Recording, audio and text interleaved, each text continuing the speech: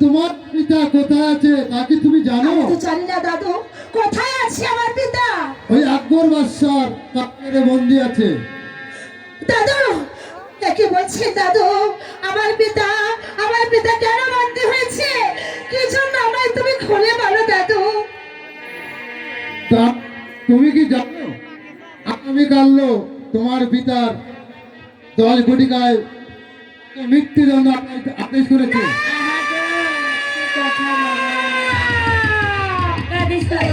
আমার পিতা কোথায় আছে গো ও দাদু, সেথায় চলো গো আমার দাদু দাদু গো।